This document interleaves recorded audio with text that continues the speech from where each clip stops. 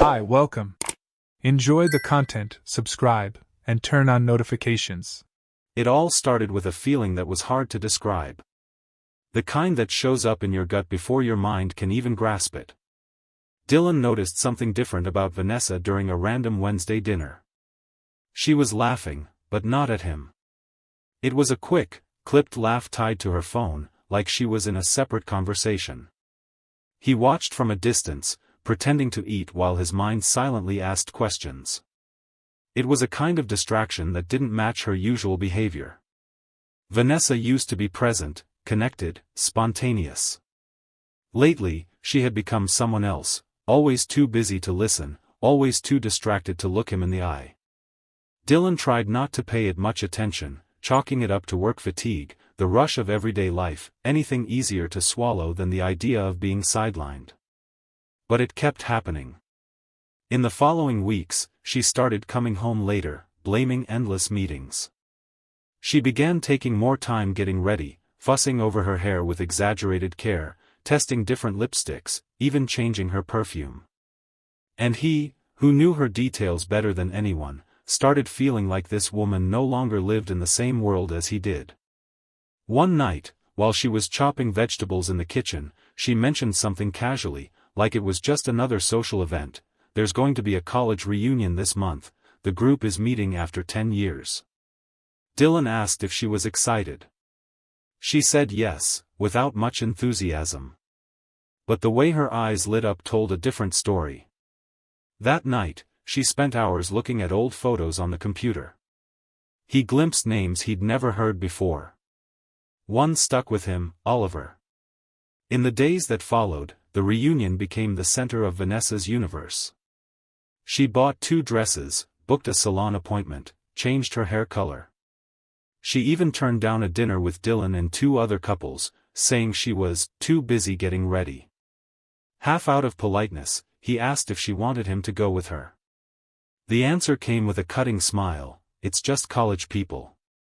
You'd feel out of place." That hurt him. Not so much the words, but the way she dismissed him, like his presence would only get in the way. Dylan didn't argue.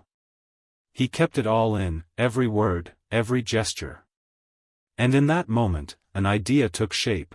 Maybe she already had someone in mind to go with her. When the reunion day came, Vanessa walked down the stairs like she was stepping onto a stage. Her tight blue dress hugged her body in a provocative way, her wavy hair fell perfectly over her shoulders, and her high heels almost made her stumble. She hadn't dressed like that since when? Dylan tried to recall, but realized it had been too long. She was beautiful, sure. But it felt like a beauty meant for someone else's eyes. He took a chance and said, "You look amazing." She just replied with a cold, mechanical, "Thanks," not really looking at him. She adjusted her earrings in front of the mirror and grabbed her purse like she was late for something more important. He stood there, frozen, like he'd just witnessed his own exclusion. Vanessa said it was a simple, casual event, but it seemed like she was heading to something that could change her whole life. Dylan pressed her one last time, "Are you sure you want to go alone?" She hesitated for just a second and then said yes, he would be bored.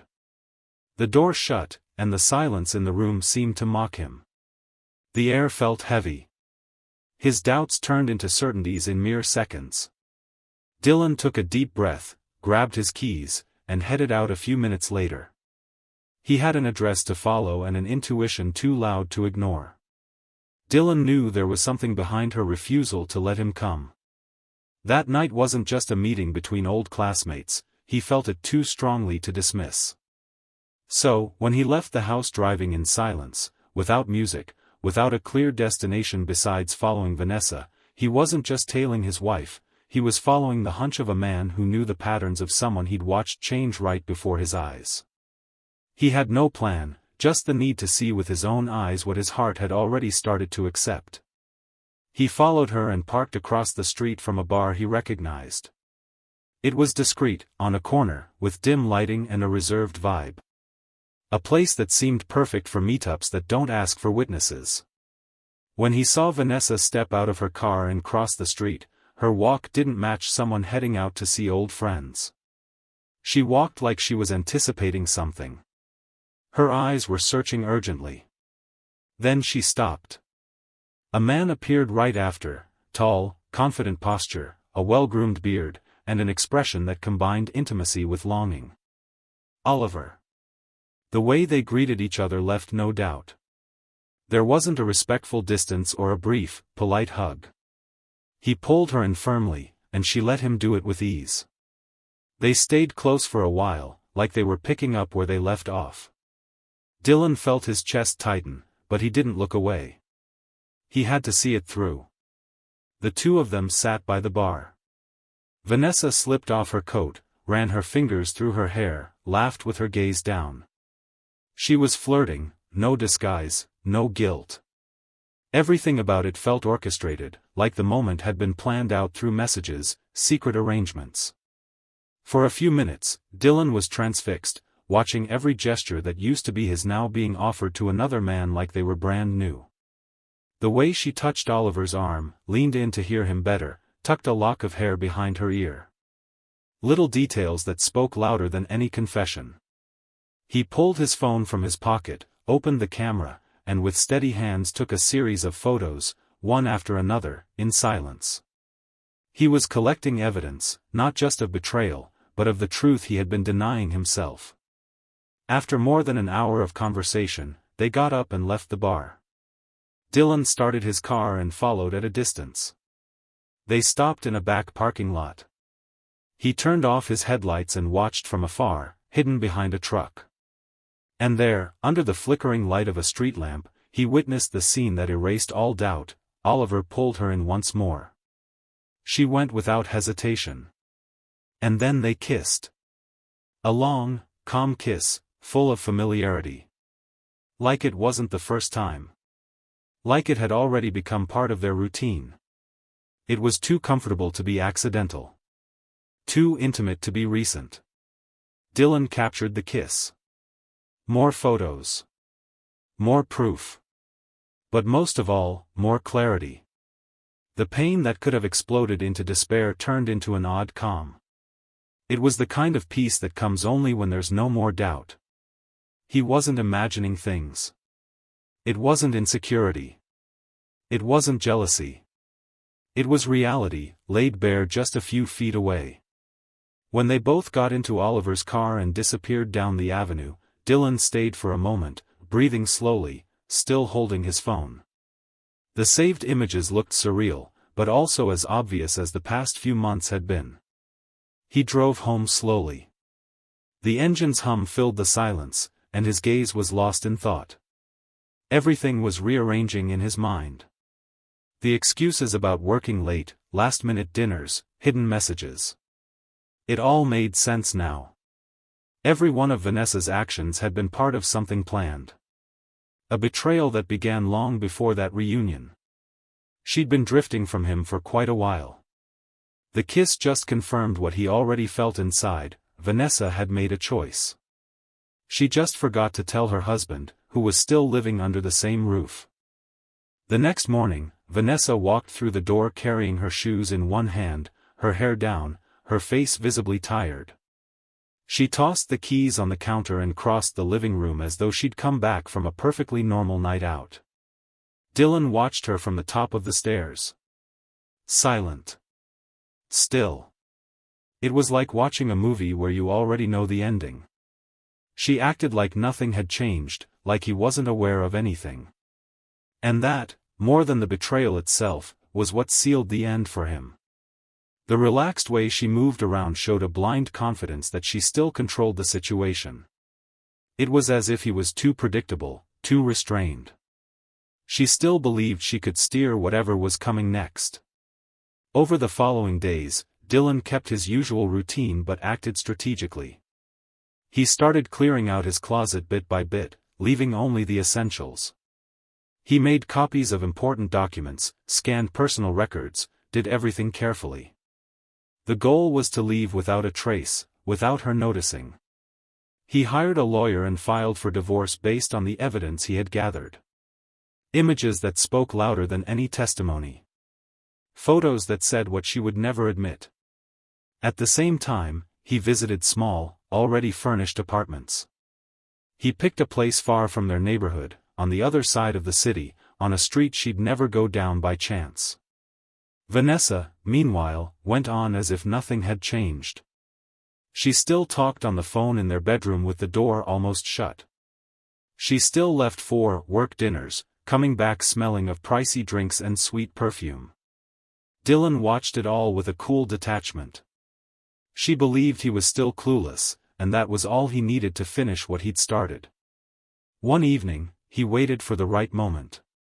Vanessa was on the couch, glass of wine in hand, laughing at something on her phone. During dinner, he casually mentioned, "I thought I saw someone who looked like Oliver the other day." She froze for a split second, almost unnoticeable, then tried to sound unbothered. "It's been so long I barely remember what he looks like." That was all he needed. Dylan noticed her effort to appear natural, the way she tried to dodge the topic, like she was trying to hide her guilt behind the excuse of time. He didn't call her out on it. He switched subjects, smiled, and let her think she'd gotten off the hook again. The next weekend, while she was out shopping with a friend, he finished packing. He closed suitcases filled with clothes and sentimental items, old photos, saved letters, memories that still connected him to who he once was. He left the rest. The house was just a shell now, an empty space hung with faded memories. Before leaving, he placed something symbolic on the kitchen counter, his wedding band next to a half-empty glass of wine. That was his answer. No words, no fights. A silent statement from someone who refused to beg for respect. When she got home and saw it, she would understand. The house would still stand, but her husband wouldn't be there.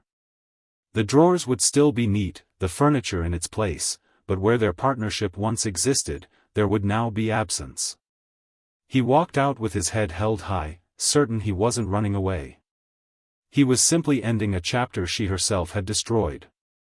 And for the first time in a long while, he didn't look back. Vanessa returned in the late afternoon, juggling shopping bags and scrolling through her phone. She was laughing at some text as she turned the key in the lock with her usual confidence. But something was off. The silence felt different. The lights were off, the house lacked any sign of life. She called Dylan's name, but her voice just echoed. She dropped the bags on the couch and took a good look around. The side table was empty. The picture frame of the two of them was gone. The closet door in the bedroom was slightly open, inside, a lot of empty space. His clothes were gone, along with his favorite sneakers. She went room to room, searching for anything that could explain it all. She found nothing. In the kitchen, on the marble counter, there was only a half-finished glass of wine and, next to it, the wedding ring. No note. No explanation. The silence spoke louder than any shout could. In that simple, cruel detail lay the revenge she never saw coming. An ending without scandal, with no chance to defend herself. A final goodbye, stark and unemotional, fitting for someone who chose to walk away with cold elegance. Vanessa leaned against the wall and slid to the floor. She stayed there, motionless, staring into the void she had created herself. That house, where she thought she still called the shots, now belonged to the echo of loneliness. Her phone buzzed with a group message, some trivial conversation. She set her phone down like it was burning her hand. She finally understood that the perfect life she thought she had under control had slipped away by her own doing. She tried calling Dylan that night, multiple times.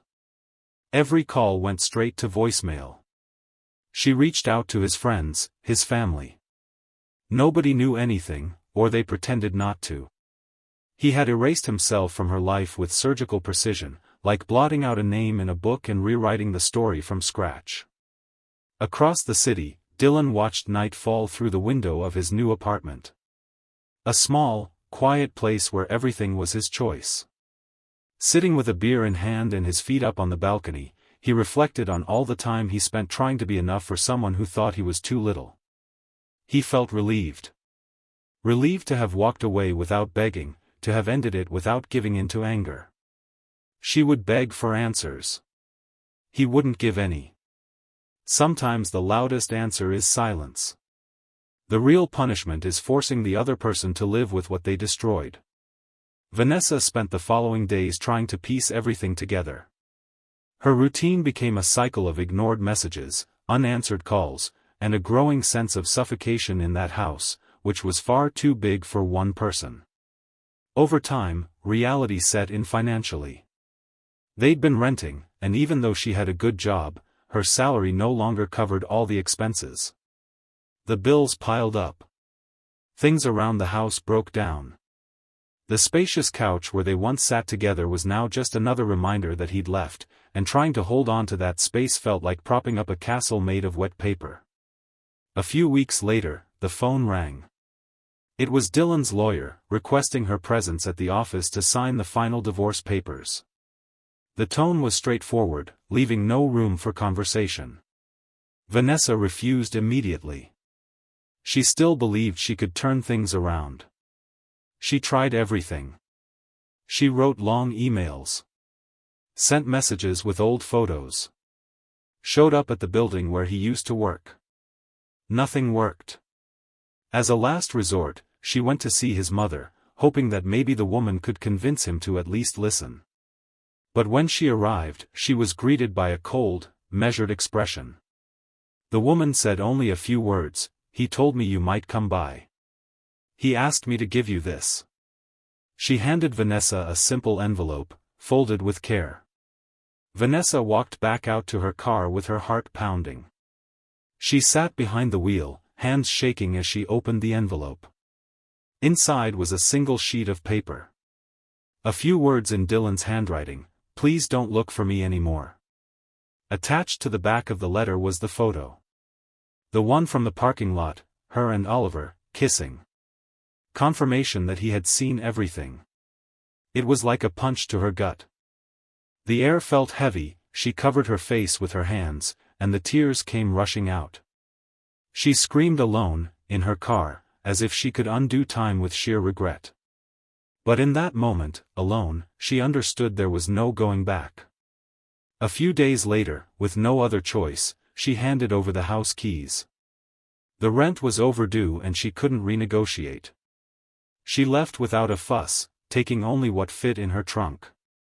She moved in with her mother in a far-off neighborhood, in a cramped, modest house where the walls barely blocked the neighbors' noise. Living together was rough, marked by old resentments. Vanessa, who always valued having control, now had to share space, ask for help, and listen to advice she didn't want. Her life boiled down to a small room, an old bed, and a memory stuck in her mind, the man she tossed aside without considering he might move on without her. And he did move on. No big scene, no explicit payback. His revenge was total absence. The indifference of someone who suffered in silence but planned things wisely. Dylan never had to raise his voice or explain himself. He did only what was necessary. He vanished from her life, leaving every memory stained by the pain of losing something she could never get back. Now tell me, if it happened to you, would you have the courage to walk away without shouting? If you enjoyed it, don't forget to subscribe to the channel and turn on notifications so you won't miss any updates.